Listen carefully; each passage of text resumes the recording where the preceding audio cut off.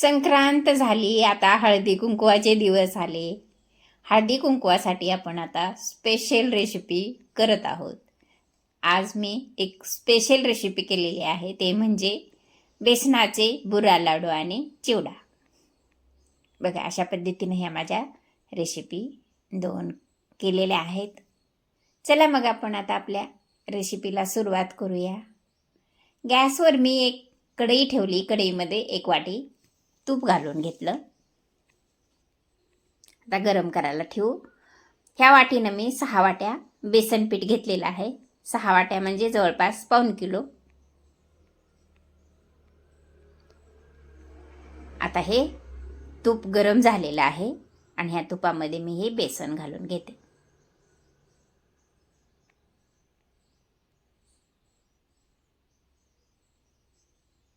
आता हे मध्यम आचेवर आपण हे पूर्णपणे खमंग सुगंध येईपर्यंत आपण हे व्यवस्थितरित्या सावकाश आचेवर, मध्यम आचेवर हे मध्यम फ्लेम ठेवून आपण हे पीठ भाजून घ्यायचं.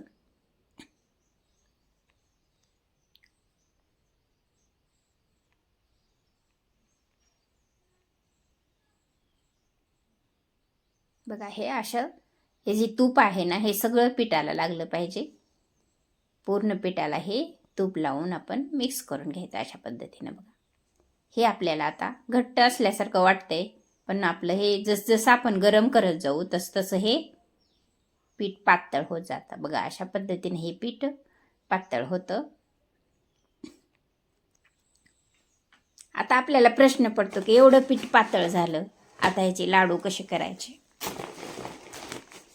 पण आपण पुढे जसजसं आपण हे पीठ शिजवत जाऊ, शिजवण्याचा कलर पण चेंज होतो. जसजसं पीठ आपण शिजवत जाऊ त्याचा सुगंध पण फार छान यायला लागतो. बघा, आता पीठ शिजत आलेलं आहे. आपण सारखं हलवत राहायचं जेणेकरून आपलं हे खाली लागणार नाही.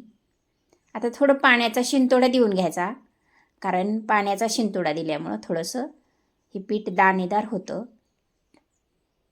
बघा, अशा पद्धतीनं कलर किती छान आलेला आहे पहा. असं सावकाश मध्यम आचेवर आपण जर हे पीठ भाजत गेलो तर इतका छान बेसन आणि तुपाचा इतका छान सुगंध येतो खरंच. बघा, आपण आता एक प्लेट घेतली. ही प्लेटमध्ये आपण हे सगळं काढून घेऊ. आता हे आपण थंड करायला ठेवू. थंड म्हणजे एकदम थंड नाही होऊ द्यायचं. शेवटच्या स्टेजला आपण हे याच्यामध्ये असं पीठ घालून घ्यायचं. हे पिठी साखर म्हणजे आपण हे तगार केलेलं होतं ना, मी ही रेसिपी अगोदरच टाकलेली आहे, तुम्ही चॅनलला जाऊन पहा. तगारची बुरा साखर ही घालून घेतली आणि मी हे असा डो तयार करून घेतला. मला असे खुले लाडू नको आहेत, असे हे पेड्यासारखे लाडू मला हवे होते, म्हणून मी थोडंसं तूप जास्त टाकलेलं आहे. अशा पद्धतीने हे आपण हे लाडू करून घ्यायचे. बघा, हे आपले लाडू असे हे लाडू झाले. आता हे लाडू मी ह्या तगारमध्ये म्हणजेच बुरा साखर आहे आपण केलेली, त्या बुरा साखरमध्ये हे कोटेड करून घेते. अशा पद्धतीनं आपण हे सगळे लाडू कोटेड करून घेतलेले आहेत. बघा, अशा पद्धतीनं असे हे लाडू आपले झालेले आहेत. अशा पद्धतीने तुम्ही लाडू करून पहा, खाऊन पहा, स्वाद घेऊन पहा आणि मला कॉमेंट करून सांगा. चला मग आपण आता दुसऱ्या रेसिपीला सुरुवात करूया. आता 1 किलो मी चुरमुरे घेतलेले आहेत. उन्हात वाळवून घेतले, स्वच्छ करून घेतले आणि आता हे मी चाळून घेते. थोडं चाळून घेतल्यामुळं त्याच्यामध्ये जे काय पीठ झालेलं असतं हे पीठ बाहेर काढून घेऊ आपण त्याच्यातलं पीठ. बघा, अशा पद्धतीने हे सगळे चुरमुरे मी चाळून घेतले. बघा, अशी ही पिठी निघाली त्याच्यामध्ये. आता हे काढून घेऊ. गॅसवर मी कढई ठेवलेली आहे. कढईमध्ये मी थोडं अजून थोडं गरम करून घेते, भाजून घेते, कारण उन्हामध्ये पण वाळवलेले आहेत. तरी पण मी हे गॅसवर थोडं कढईमध्ये गरम करून घेत आहे. आता आपण हे चुरमुरे भाजत असताना श्रिंक होतात, त्यामुळं आपण थोडं त्याच्यामध्ये मीठ टाकून घ्यायचं. मीठ टाकल्यामुळे आपले चुरमुरे हे श्रिंक होणार नाहीत, कुरकुरीत होतात व्यवस्थितरित्या. बघा अशा पद्धतीने हे कुरकुरीत झालेले आहेत. आता आपण चिवड्यासाठी मसाला करून घेऊ. धने घेतले, ही बडीशोप घेतली, जिरे घेतले, ही काश्मीरी लाल मिरची घेतली,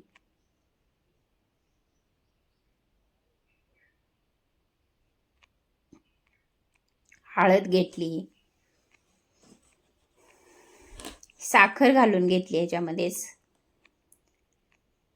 आणि हे मीठ घेतलं. आणि आपण आता हे लिंबू सत्व टाकून घेत आहोत. अशा पद्धतीने हे लिंबू सत्व आपण टाकून घेतलं आणि आता आपण हे ग्राइंड करून घेऊ. बघा अशा पद्धतीने हे ग्राइंड झालेलं आहे.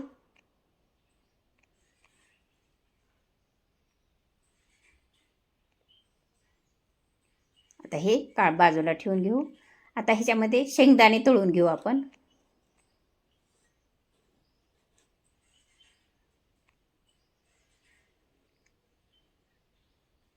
हे शेंगदाणे तळून घ्यायचे.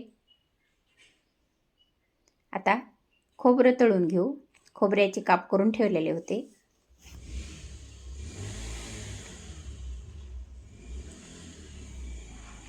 आता हे खोबरं पण तळून घेतलं.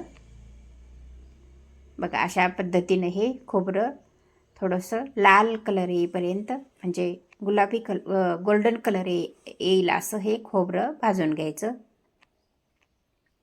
आता डाळवे पण मी फ्राय करून घेते थोडं, कारण डाळवे भाजलेलेच असतात, तरी पण मी हे तेलामध्ये थोडं फ्राय करून घेते.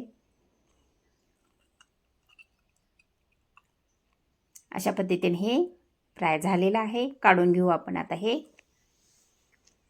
आता ह्या मिरच्या मी 2-4 दिवस मी घरामध्ये आणून ठेवलेल्या होत्या. थोड्या असं हे झालेल्या आहेत, त्यामुळे मी बारीक काप करून ह्याचे हे पण फ्राय करून घेतलं. मिरच्या, कढीपत्ता आणि लसूण हे व्यवस्थित भाजून घ्यायचा. हे कुरुम कुरुम होईपर्यंत भाजून घ्यायचे हे तिन्ही पदार्थ, जेणेकरून आपला चिवडा चांगला राहील. कमी भाजलं गेलं तर चिवडा खराब होतो. बघा अशा पद्धतीने हे सगळं भाजून घ्यायचं.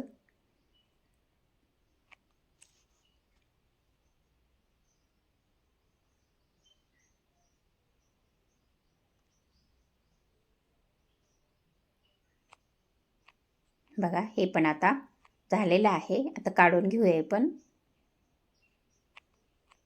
आता हे लसण पण आपण भाजून घेऊ. लसण मी थोडासा खलबत्त्यामध्ये मी कांडून घेतलेला आहे, बारीक करून घेतलेला आहे थोडं. अशा पद्धतीने हे पण व्यवस्थितरित्या भाजून घ्यायचं, फ्राय करून घ्यायचं व्यवस्थितरित्या. बघा अशा कलर आलेला आहे त्याचा. आणि आता हे पण काढून घेऊ. आणि गॅसवर मी त्याच तेलामध्ये मी हे आपले मक्का पोहे भाजून तळून घेत आहे.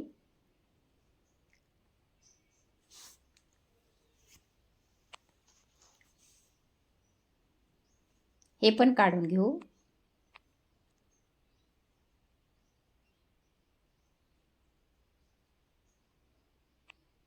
आता कढईमध्ये मी ते तळलेलंच तेल ओतून घेतलेलं आहे. या तेलामध्ये मी मोहरी टाकून घेतली आणि आता हे जिरे पण टाकून घ्यायचे.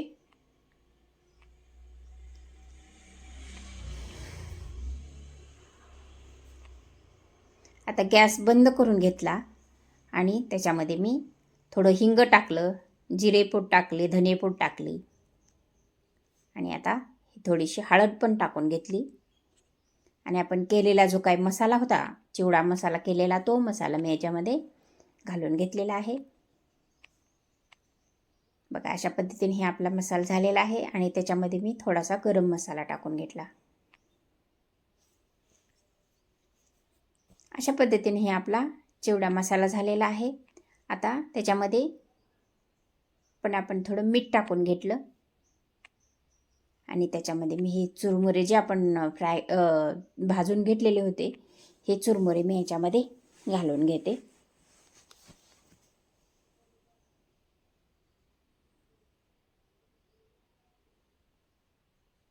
अशा पद्धतीनं हलवून घ्यायचं व्यवस्थितरित्या. सगळ्या चुरमुऱ्याला लागलं पाहिजे, कारण आपली कढई लहान असल्यामुळे आपल्याला काय हलवता येत नाही, त्यामुळं आपण मोठ्या भांड्यामध्ये घेऊ. चला हे काढून घेऊ आता हे बाजूला.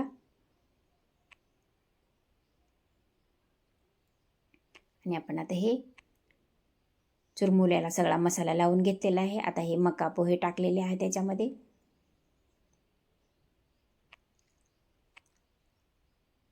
आणि आपलं हे जे काय इन्ग्रेडियंट आपण तळून घेतलेले होते हे पण याच्यामध्ये घालून घेतले.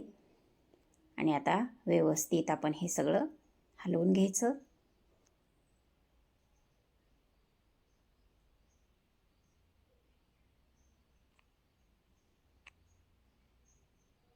हे सगळं मिक्स करून घ्यायचं.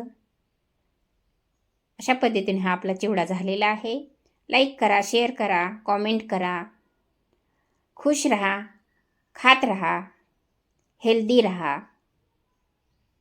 बघा अशा पद्धतीनं हे आपला चिवडा झालेला आहे.